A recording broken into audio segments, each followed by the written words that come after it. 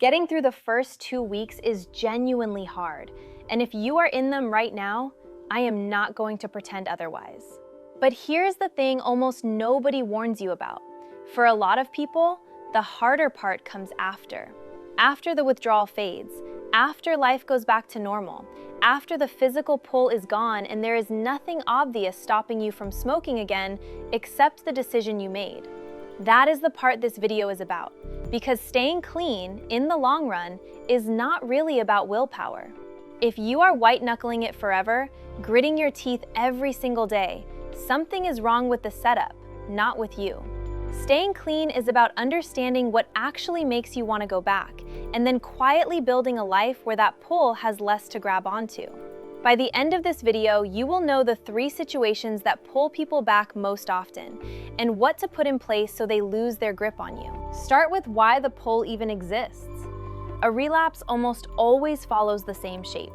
A specific situation shows up, a bad day, a stressful week, a moment of boredom, and your brain, which spent years learning that weed is the answer to that exact feeling, runs the old program automatically. You come home after a brutal day, and your body already knows what it used to reach for next. That autopilot is not a character flaw.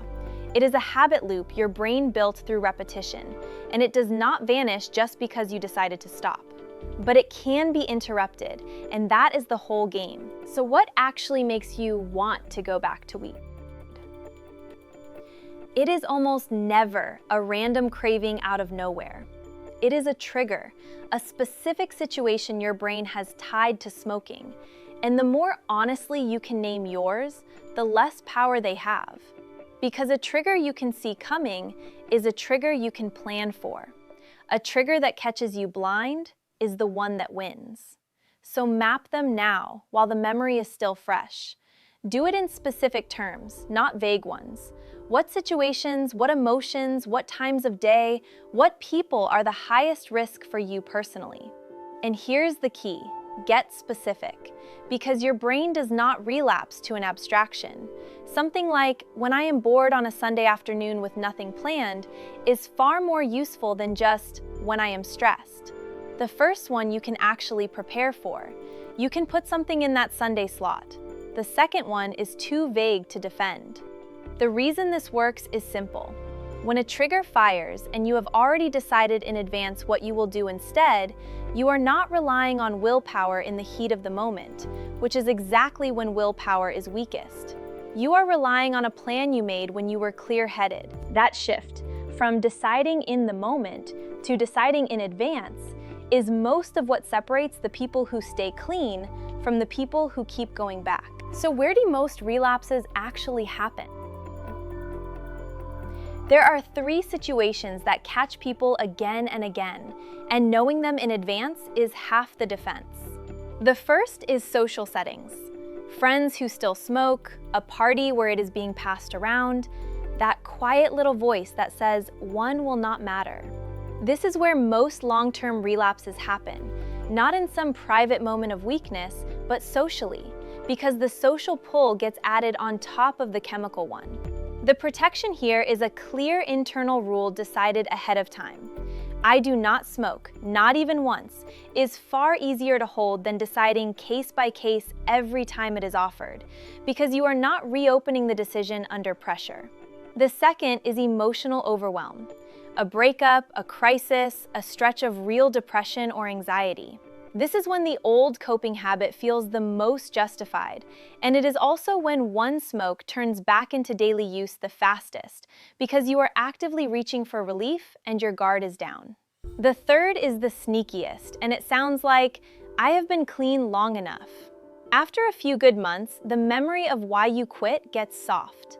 Your brain quietly reframes those heavy years as not that bad, and you start to think you can handle being around it. That is the moment people test themselves and discover the test was much harder than they expected.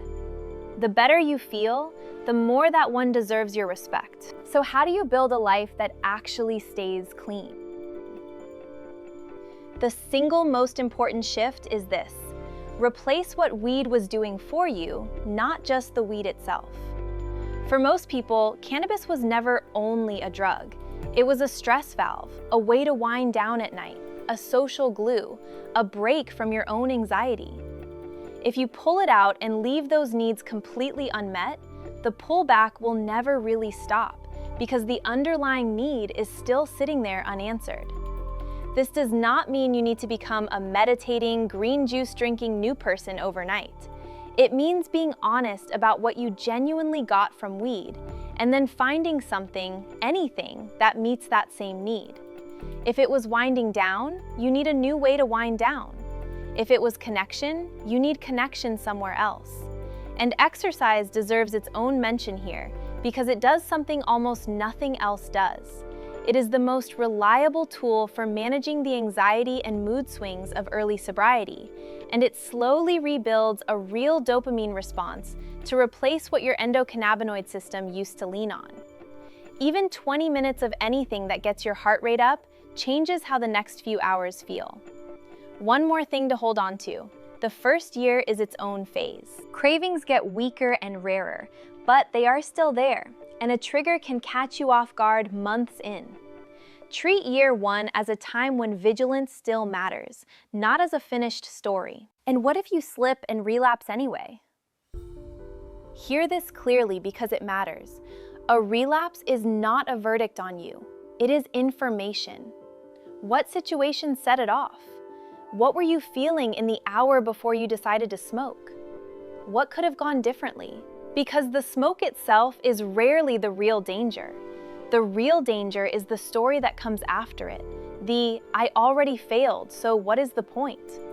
That story is exactly how one slip becomes a full return to daily use.